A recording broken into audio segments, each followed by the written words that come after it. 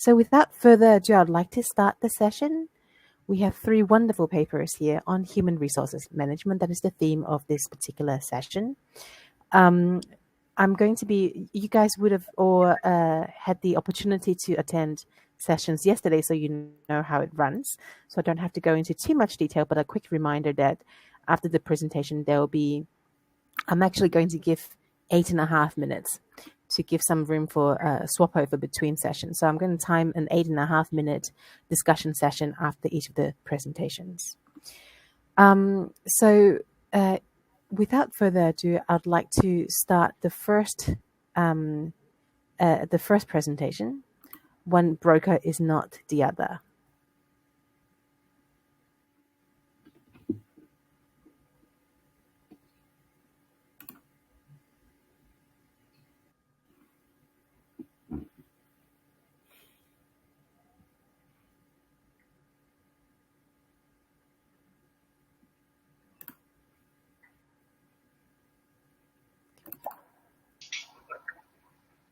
Hello, my name is Kamphuis, and I'm a second-year PhD candidate at the Delft Technical University.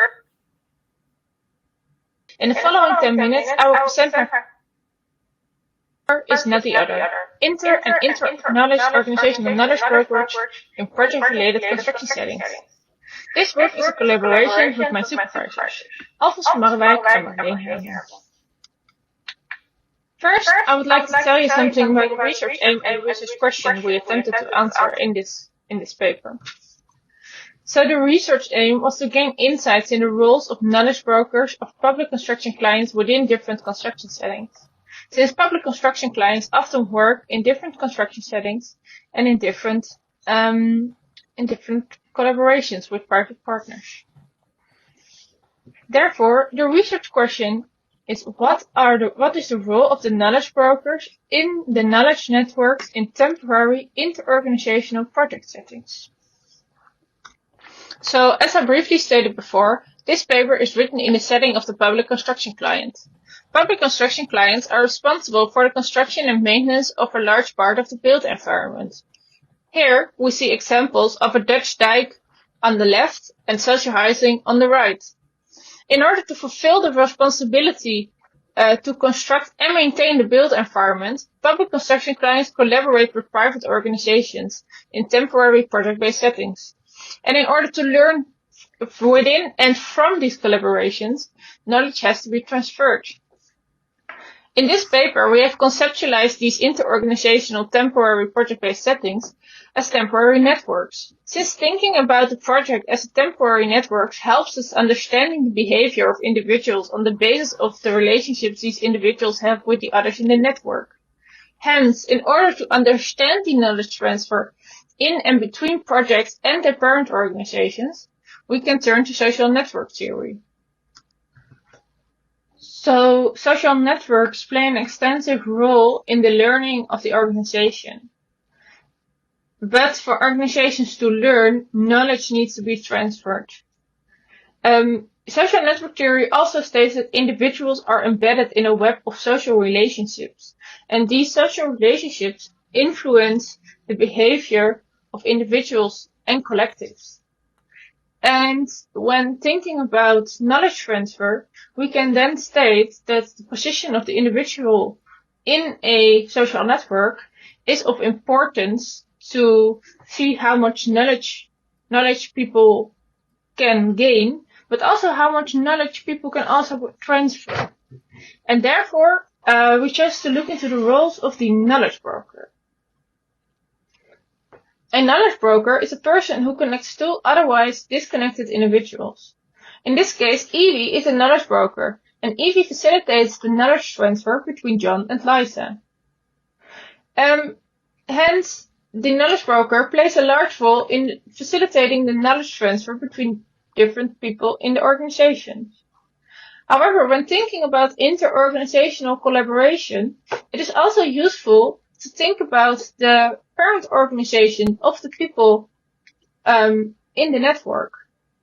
And therefore, I would like to take you to the typology of knowledge brokerage.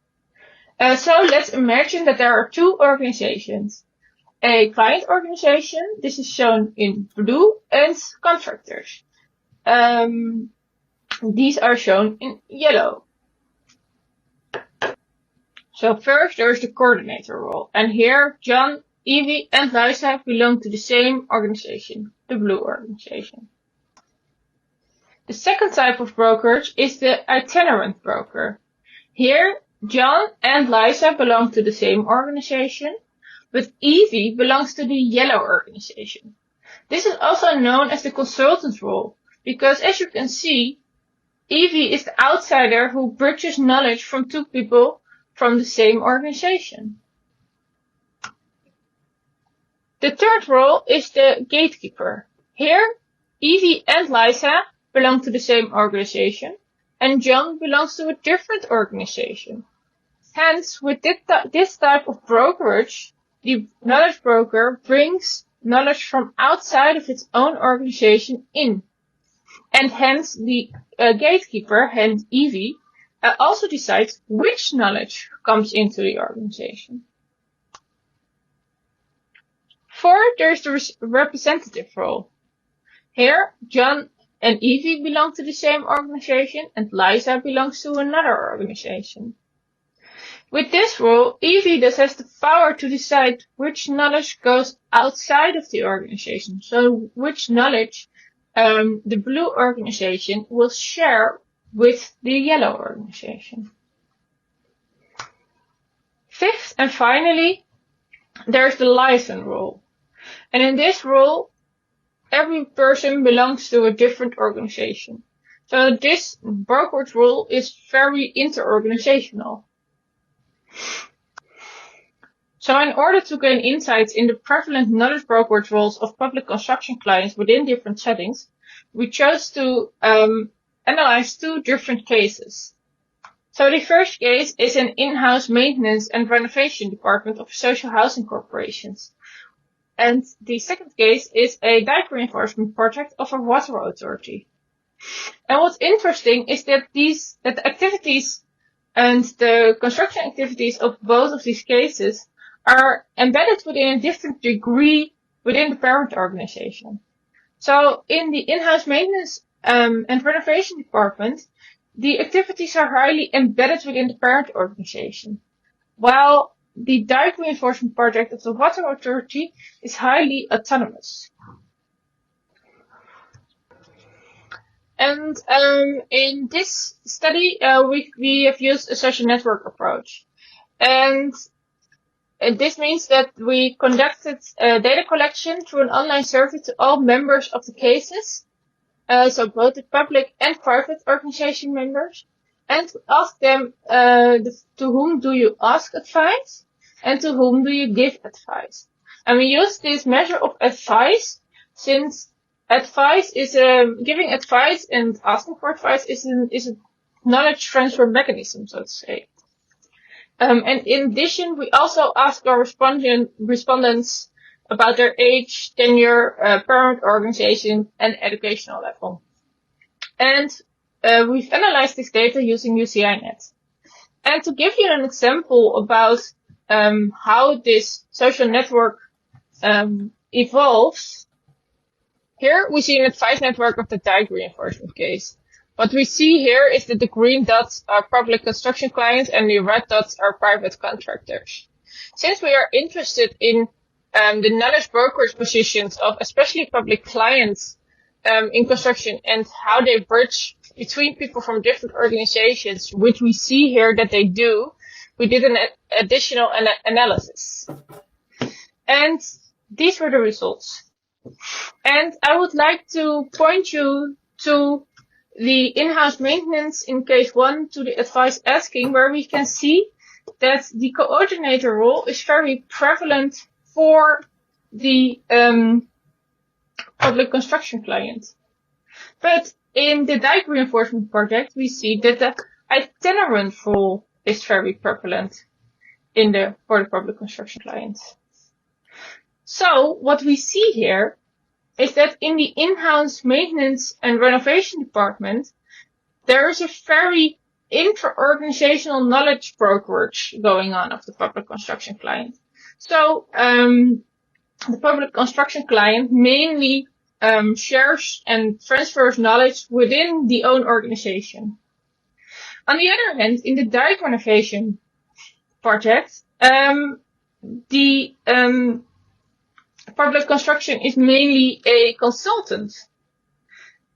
So here, the knowledge brokerage of public clients is mainly inter-organisational. Hence, this study gives us insights in the knowledge brokerage roles of different public construction clients. However, in future work, we would like to go more in-depth in these networks and give meaning to the roles and practices of knowledge brokers. And in this way, we would like to move away and combine the concept of knowledge brokerage, where knowledge brokerage is a static thing, and to go to a form of knowledge brokering. So I would like to thank you very much for your time and attention, and I look forward to any questions or suggestions for the paper.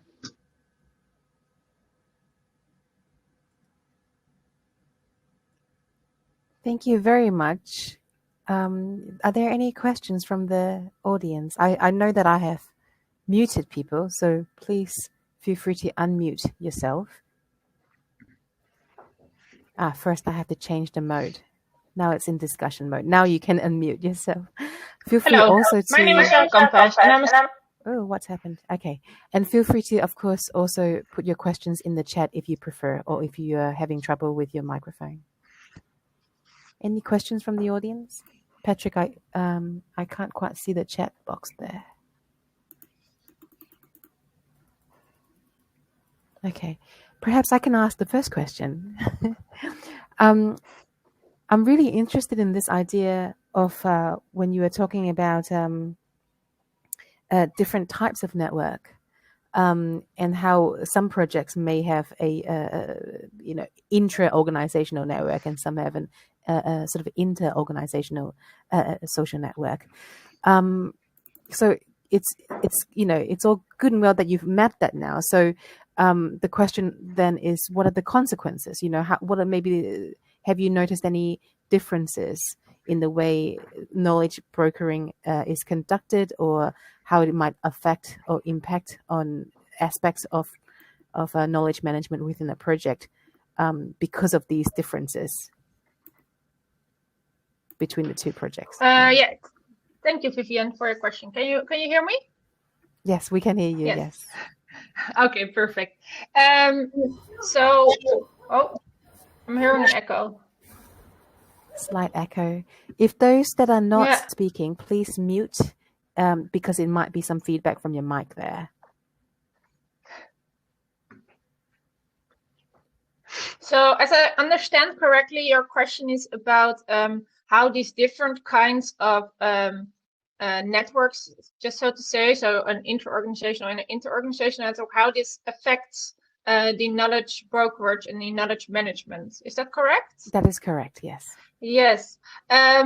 So I didn't exactly study that, but I do have a hinge about this, because I think a lot of organizations are not really aware of how they actually govern the knowledge in their own organization. They do have often a large knowledge management system in place, so an IT system, but they are not generally aware of how this knowledge is governed between organizations and also inside the organization, so between different organizational units. So therefore, I think the organizations need to be more aware of these mechanisms that are underlying in the organization, and that also involves especially the informal contact. Because right now I'm working on the second part of my research. So this is the first part of my research, and the second part of my research is doing interviews and going more in depth about the mechanisms. And what I'm seeing there is that everyone is saying, yeah, I only go to people to learn something from them if I know them and if I know that they know this. So here the informal contacts are very important, and the formal mechanisms that are in place are often not even mentioned. So that's something that strikes me very, very much. Thank you for that. It's really interesting. So you mentioned informal network and which you are starting to uncover through more interviews. So was your original research, the research that you just presented, does that record informal networks as well, or was that just the formal networks? Yes, I did. I researched both. So I asked my respondents also in this study, to whom do you go to if you want to talk about personal things? So maybe about your home or your kids, and with whom do you talk about these things? And what I saw is that there is a very high correlation between these, I call them friendship ties, and advice giving and asking ties. So that was also prevalent here in that study. Excellent. Thank you so much. Yeah, really interesting. I can see that we are starting to get some questions in the chat box. I might just read this out. The findings show the dominance of two types of brokers. You relate these to the inter or intra-organizational learning. Do you expect certain roles to only exist, for example, in-house settings or certain types of collaboration? That's from Lisette. Yes, thank you, Lisette, for your question. Well, what I actually found out here is that a lot of people actually are practicing all of the rules that I mentioned, but some rules are more dominant than other rules. So in the in-house maintenance case, it was very dominant that the persons were only talking with the persons from their own organization and not exactly a lot with the contractors. But in the project-based organization, it was maybe even the other way around. And that's interesting, especially if you look at it from a client perspective, because if the, especially in the project case, if the people are not really talking and giving advice to persons from their own organization, how is the public client then actually learning from the project? Yeah, thank you for that. I can see that Qinzhen is typing, but so while that's going on, I just have a quick question. Yeah. So you mentioned when you said that you would like to, in the next phase of your research, to go from looking at brokerage to brokering. Mm-hmm. So in my mind, I'm thinking, oh yeah, you're looking, from a noun to a verb, right? And you also said from seeing as something more dynamic. So my question is, are you planning to use social network analysis for that phase as well? I mean, I'm not an expert on social network analysis, but I'm not sure how that might be used for mapping something that's dynamic. So I would like to just seek your thoughts on that. Yeah, well, what I'm actually doing right now is I use the results from my first study to sample the knowledge brokers and to ask them how they actually fulfill their knowledge brokers role. So I'm not asking them that straight away, but having a conversation about them and how they are doing, how they're working and what they're doing and who they need and how do they do that. So in that sense, I'm using the results from the first study to actually explain what is happening in that network. Excellent. Thank you very much. And just very quickly, one last question. Yes. This is from Qinzhen. A very interesting research. I noticed you asked the respondents to report their personal ties with each other. Do the findings provide some evidence of the impact of these personal ties on the knowledge brokerage? Yeah. So this is very prevalent. So what I saw in the study is that a lot of people are actually, if they speaking about personal things with each other, they are also asking advice to each other. And I think, but this is an assumption and I haven't tested this is because of two reasons. First, it is trust, because if you ask someone to help you, it is you're vulnerable because you're saying, I don't know something. And the other one is you actually know the person and you know that that person has some knowledge. So I think those two mechanisms are underlying there, but right now I am trying to see if those are actually right. Sure. Sounds really interesting. Sounds great. Yeah. Thank you. So I consider Dan is typing, but I think what I might do, because the time is up, I'm going to move on to the next presentation. But I would like to invite Dan to please keep typing, because we can continue this Q&A session in the chat box, if that's okay with everybody. Yes. So I'm going to move on to the next presentation, but thank you very much, Sarah. Thank you. Greetings to all. I am Professor Nishani Harinarain, and the topic I'm going to be discussing with you today is skills transfer as a means of addressing skills shortage in the South African construction industry. I'm going to be covering the introduction, the literature review, research method, findings and discussion, and a conclusion. The construction sector is often the most labor-intensive industry when contrasted to numerous different enterprises, as it allows for the employability of unskilled workers. It is made up of a combination of participants that are critical to the sustenance of the industry and equips labor with the necessary skills to provide project deliverables. The severity of the challenge of the lack of skills and its impact is most severely felt in the construction industry. The lack of skills is a worldwide challenge. Several strategies have been implemented with the aim of alleviating skills shortage and facilitating skills transfer. The purpose of this paper was to assess the role played by senior workers in the transfer of skills in contracting firms in KwaZulu-Natal. The study was considered important because governments in developing countries such as South Africa often rely on the built environment sector as a mechanism by which infrastructure projects are delivered and in which jobs are created to grow the economy. It is critical that construction companies find ways to retain and sustain skills within their firms if they are to thrive and remain competitive in today's global market. In a world with increasing number of people and growing environmental degradation, the sustainability of skills in the construction industry is required.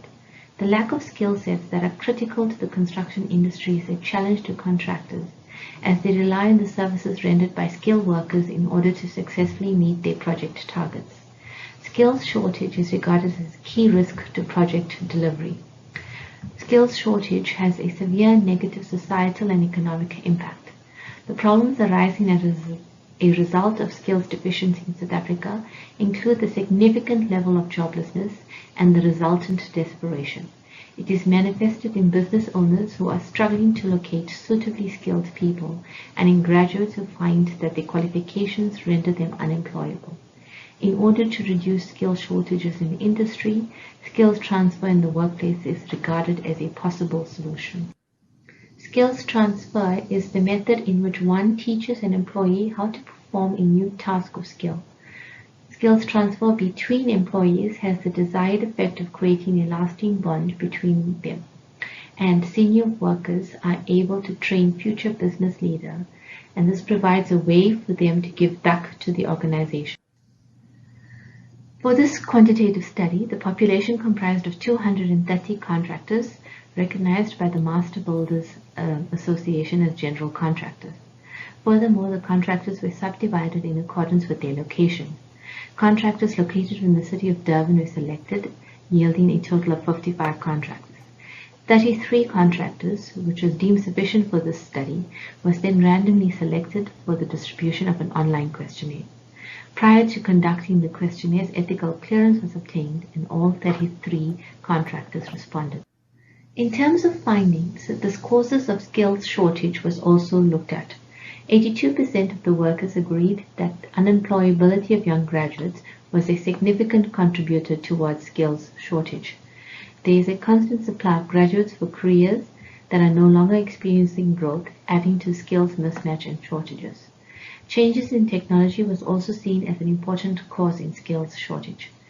67% agreed that the lack of training programs was also a cause of skills shortage. This is especially shown by employers advertising for jobs that require 3 to 5 years experience at entry-level jobs. The expectations of employers clearly demonstrate a need for skills transfer and workplace training. Immigration and resettlement, otherwise known as the brain drain, is another stressing component of the skills challenge in many African countries and was ranked 4th. Ranked 5th was the lack of academic training, and skills match was ranked 6th.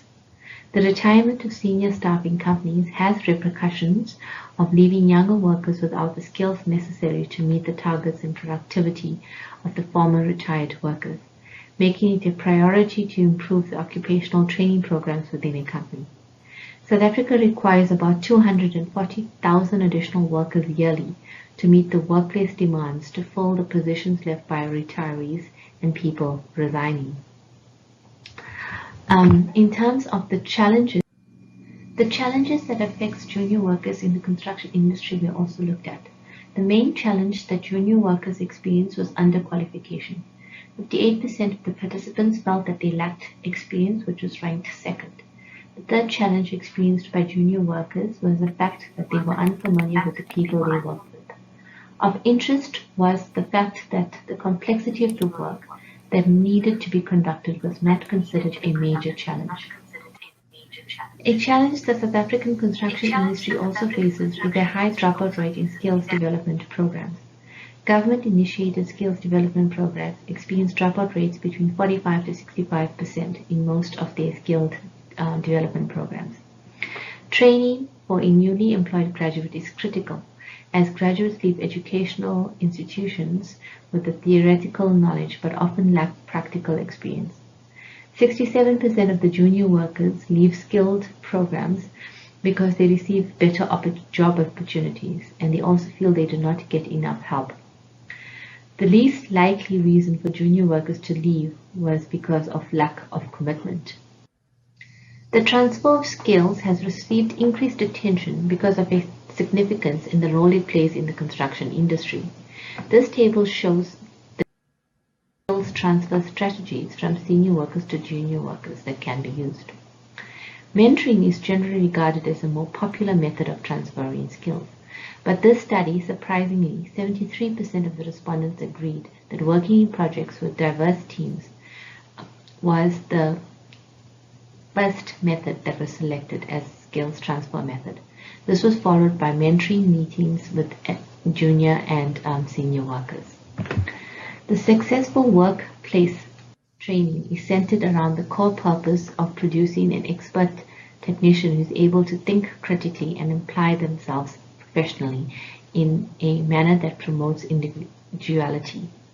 This table shows how the transference of skills in the workplace have helped the participants. 91% of the participants agreed that skills transfer helped them grow professionally. This was followed by communicating with senior workers, which helps junior workers perform better. Communication with senior workers was also seen as important for the transfer of skills. In terms of structures that can be put in place for skills transfer, 73% of the participants agreed that senior workers should help junior workers identify skills transfer goals. Senior workers should take junior workers alongside them, and workshops were also identified by 63% of the participants. The participants did not believe that recognition and reward of senior workers enhanced skilled workers. In conclusion, construction projects are characterized by a high level of design knowledge, technical skills, competent human resources, and managerial capabilities. The severity of the challenge of the lack of skills and its impact is felt most severely in the construction industry. Skills transfer is important to overcome the challenge that junior workers in the industry experience, such as underqualification, lack of experience, and the fact that they are unfamiliar with the people they work with. Skills transfer helps junior workers grow professionally, improve their communication and their performance. The findings indicated that junior workers found that unemployability is the largest contributing factor to skills shortage. The majority of the participants agreed that skills transfer from senior workers is a viable solution to the skills transfer problem. Improvements in the current skills transfer mechanisms were recommended as a means to produce more skilled junior workers. Platforms that facilitate communication between senior workers and junior workers, the identification of goals, workplace shadowing, and workshops were recommended. Thank you.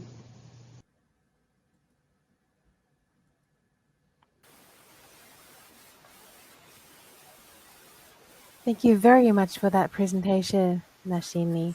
So if there are any questions from the floor, I'd like to invite people to turn on their mics and ask the question. Or, of course, they are more than welcome to put them in the chat box.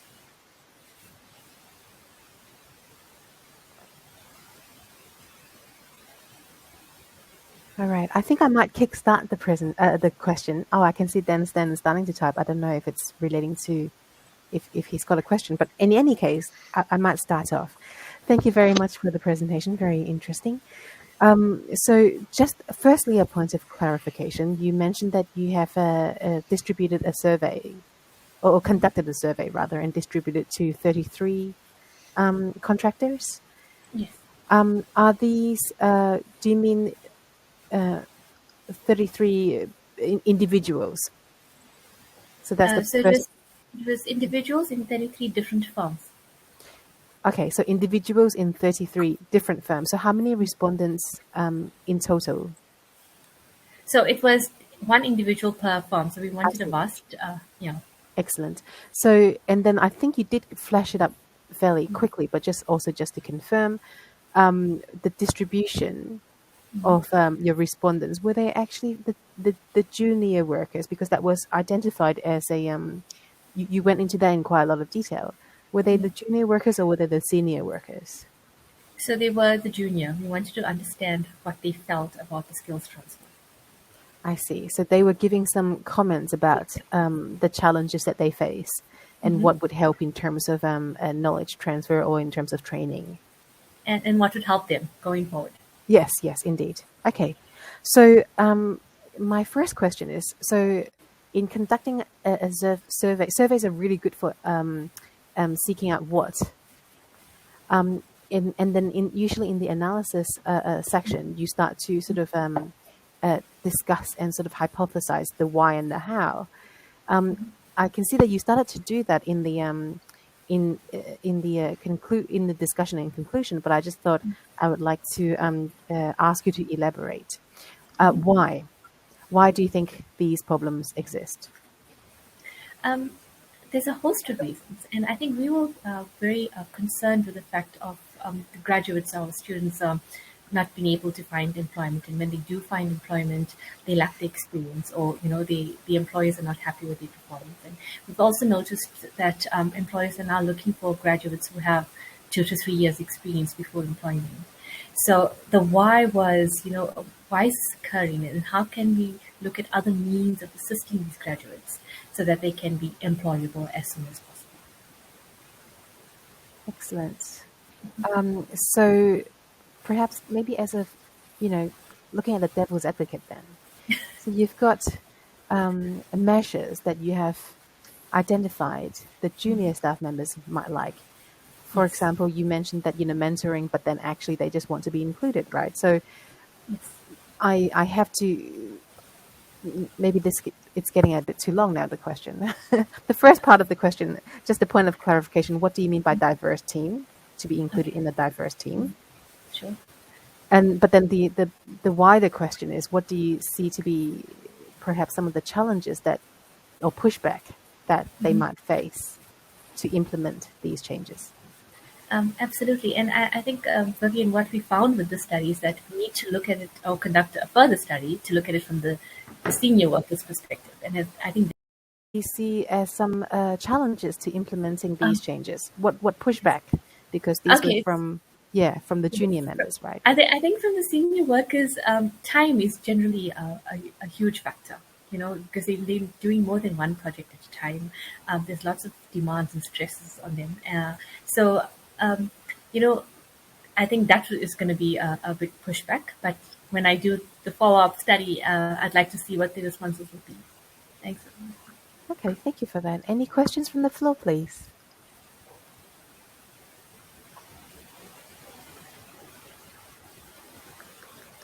I have a question. A really interesting research. Can you hear me? Yes, Yes, we can we hear can. you. Yes. I noticed that you focus on how the company can do to promote the skill transfer between senior and junior workers. And in my view, skill shortage is also a social problem to which government should pay attention to. Does it make sense to explore this problem from the standpoint of the government or policy making? Thank you for that. Yes, I think I did mention it as well. The South African government is doing a lot in terms of helping.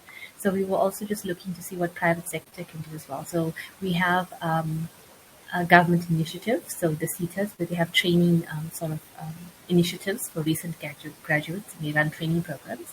And obviously, it's not for everybody, so it's kind of exclusive in terms of that. But yes, government is trying to do its part, and I think private sector needs to come on board as well. Okay, thank you. Thank you for that question. Are there any other questions from the floor, please?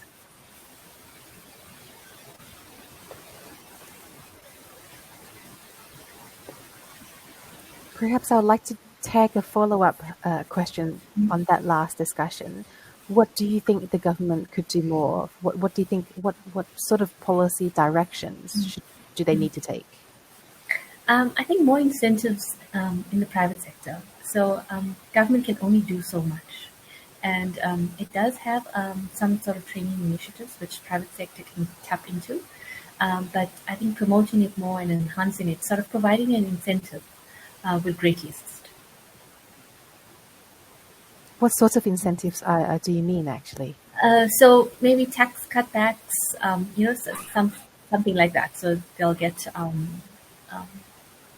more, as the private sector can become more involved in training the employees. So tax cutback for training? Yes, I'm just thinking off the top of my head. Sure. Okay. Yeah. So something to think about, I guess, because I think your research is very has got very good potential for practical implication. Exactly. Yeah. So it'd be really interesting to see how these things start to connect, because that was also another, maybe a final comment, which is that I see this, you do mention further research, right? So at this stage, I can see that as using the survey, you were able to, to identify these sort of factors, right? It'll be really interesting to start to understand the linkages between these factors and any interdependencies, and then what that means if you want to actually do something, right? In terms of barriers to implementation, because I can imagine that some of these, the previous question, the previous participant, the question already pointed out that it's a social problem as well, but also that when you implement a policy that might address one certain aspects of the to address some of the factors that you have identified, may also then have unintended consequences to other factors. So it would be just really, really interesting to bear that in mind as you go forward and you plan the next stage of your research. Thank you. Yes, thank you very much. I've turned that into a little monologue. My apologies. No, it's fine. It's wonderful ideas, Vivien. So thank you for that. You're welcome. Are there any other final comments, perhaps, from the floor? Okay, thank you very much for that, Nishani. I would like to move on to the next presentation. If anyone do think of anything that they wish to ask, feel free to put it in the chat.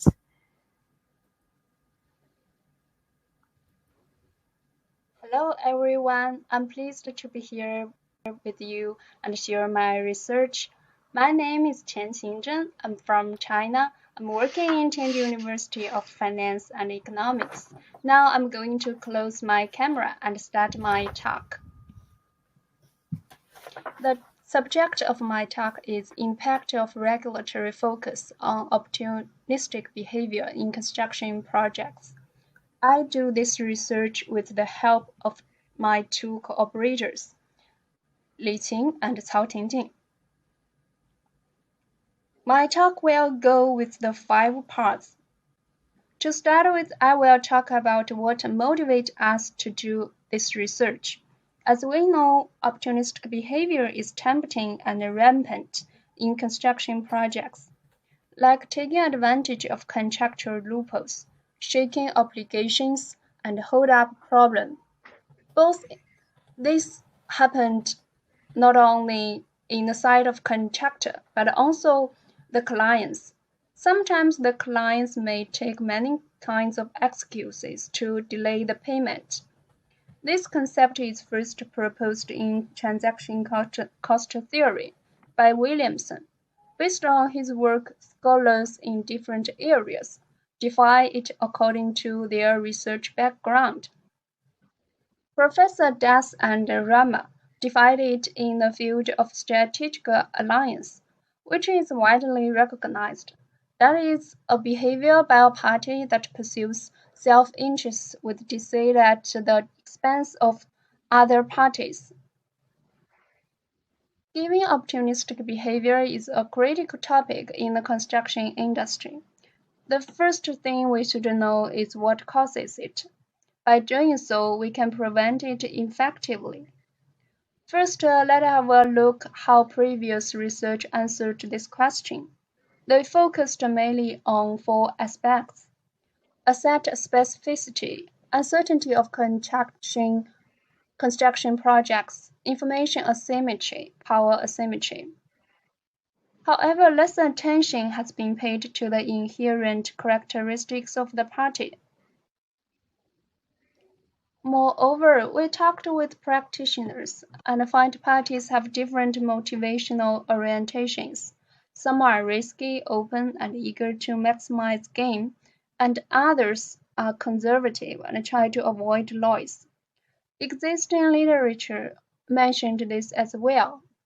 For example, in this paper, in China, state-owned and mixed ownership construction enterprises, compared with the private one, are more open risky in developing the African markets.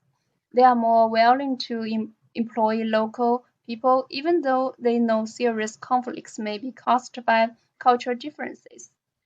Another instance is state-owned company in Vietnam are more conservative. They are also less eager to find new business and try to maintain the status quo because they are more restricted by government's policies and strategic goals.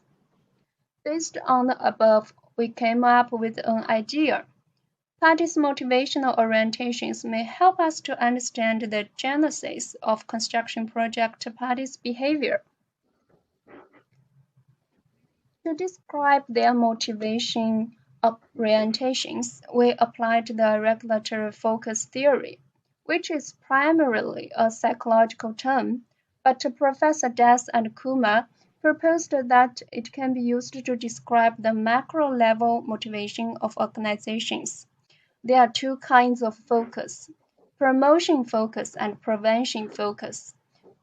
A party with high promotion focus may be risk-seeking, more likely break rules, and has more open culture. On the contrary, a party high in prevention focus will opt for maintaining the status quo and more rigid contracts. We also noticed that there is literature theoretically proposing that firms with different regulatory focus differ in attitudes toward opportunistic behavior. So we think the following question may be interesting. How regulatory focus of parties impacts their opportunistic behavior? Answering this question we think may provide some implications. Academically, we broaden the boundary of antecedents of opportunism in construction projects by borrowing the regulatory focus theory. Second, this study may shed new light on studying parties' inherent traits and behavior. Regulatory focus describes a key aspect of an organization's characteristics.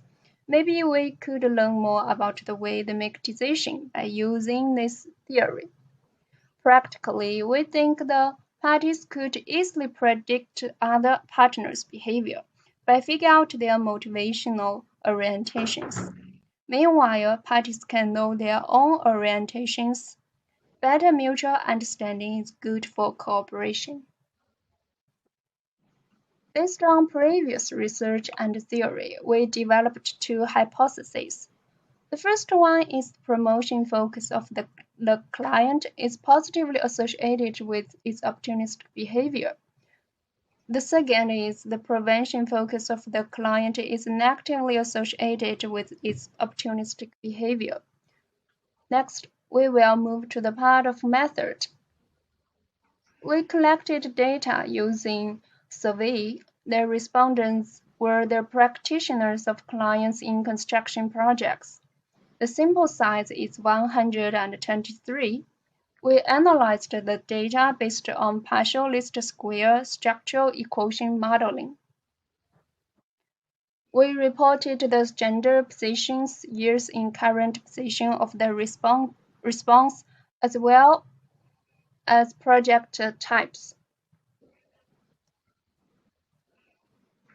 To test the reliability and validity of the measurements, we used 4 parameters.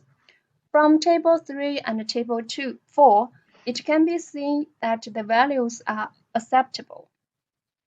To test the hypothesis, we performed the structure models. First, we controlled the influence of prior cooperation. The results shows hypothesis 1 is supported, but hypothesis 2 is not. Second, we controlled the factor of prior cooperation satisfaction. The influence of promotion focus is still positively significant on opportunistic behavior, but prevention focus has no significant effect. So the conclusions from the results are obvious. A client's promotion focus influences its tendency to conduct opportunistic behavior, but its prevention focus is not. We tried to explain why hypothesis 2 is unsupported. The first reason may be that opportunistic behavior means to branch the rule of morality, and a significant character of prevention focus is rule compliance. Moral code is commonly accepted and constrains the behavior of most people in a society. That means it is the client's promotion focus, rather than their prevention focus, determines their tendency. Hello, everyone. I'm pleased to be here with you. Excellent. Thank you for that. Qinzhen is Qinzhen. I'm sorry, I can't pronounce it properly.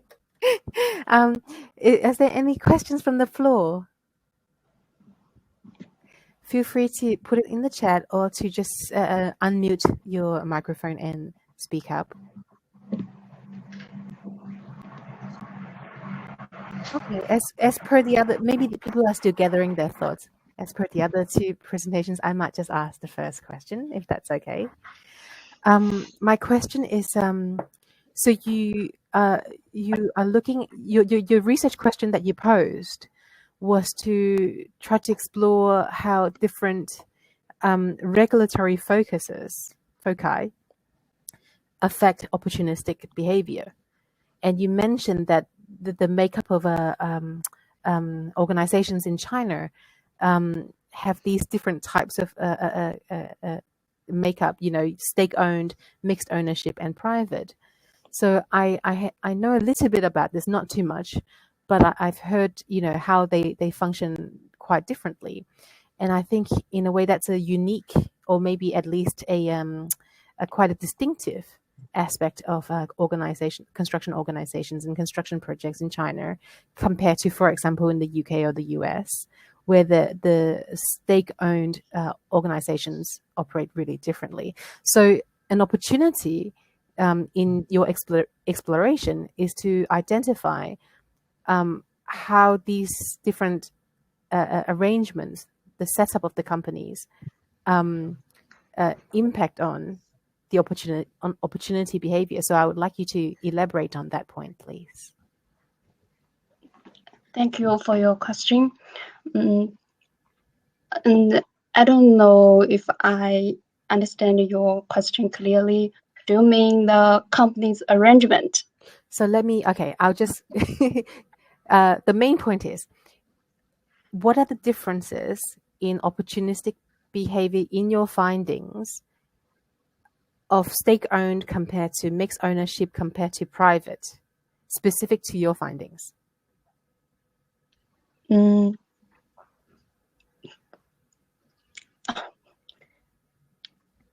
Do you mean,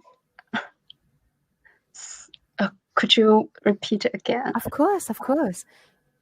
When you collected your data, did you separate the data set into stake-owned versus mixed ownership versus private?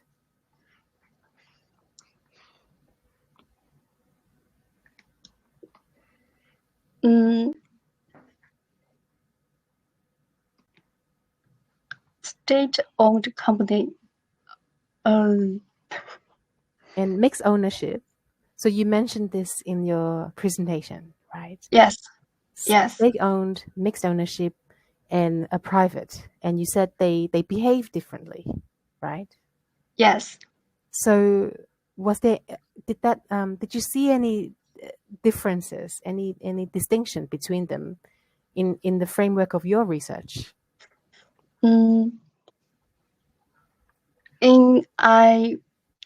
Actually, in the questionnaire, I didn't ask them to report if they are state-owned or private. So from this research, I didn't get much conclusions about these questions. But when I talk with the practitioners from the two kinds of companies, if the state-owned companies, they are more risky because they have strong background, but the private one in China, this is a special character in China. Most in the construction industry, the private companies, I mean like in the clients, they do not want to take more risks because they have to invest much more money. So the dominant party is the state-owned one. They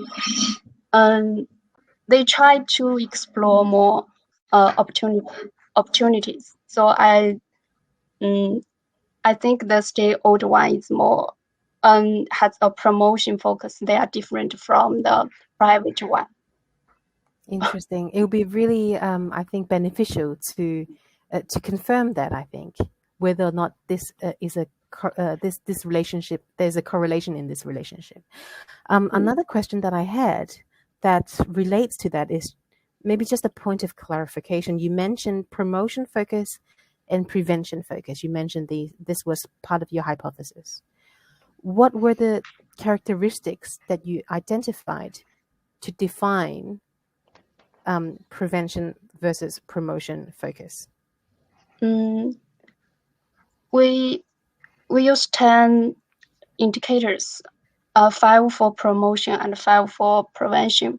The promotion focus, we may ask if they make decision, they focus on maximizing their success, or they intend to break conventional rules. But the measures for prevention focus that we ask if we think more about avoid losses, or they are intend to conform to the regulations or rules.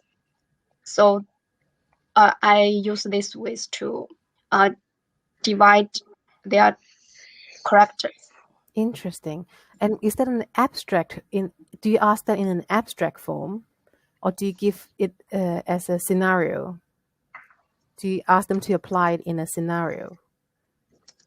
No, just know it. not in the scenario, just ask their question. I see. Yeah. Okay.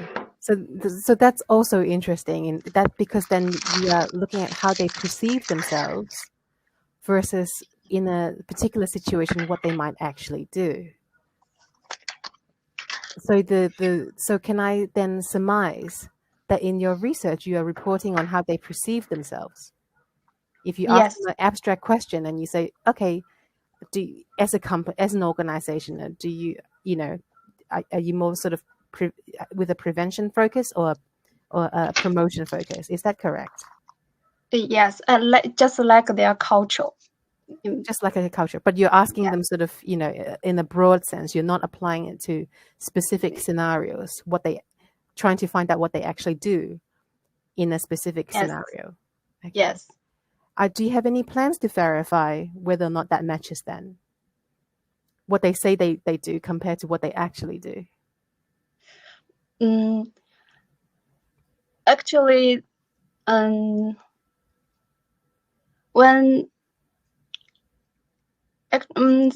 I think sometimes they may depend on the conditions, but they are managers. They said their decision is depend on the characters of their managers. If the managers is risk seeking, so the whole how to say their home characters or their home style may be more promotion focused. So this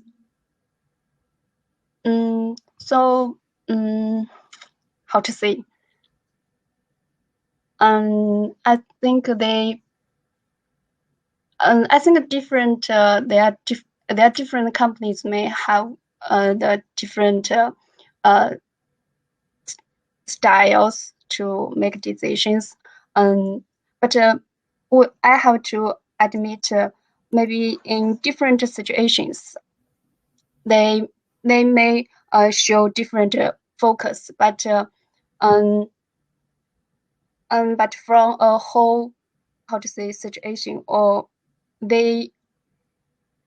some companies may exhibit a stronger level of promotion focus, and then the others may more strong in prevention focus. So, but this will be sometimes this will be depend on the conditions. Okay, sure. Thank you for that. I just think that it probably that may be an avenue for you to explore further. Just how are these defined, and whether or not they should be treated as binary states. I guess that's sort of my main point, right? We're not always at all points, have these absolute rules. We like to think maybe that we do, but perhaps in different situations, depending on what is at stake, depending on how, at the extent to which we are, so I just think that maybe you might like to further explore that and maybe break that down a bit more to, understand the nuances between these different factors. Just one suggestion. Any questions from the floor? I am completely hogging the discussion. Any questions from the floor, please?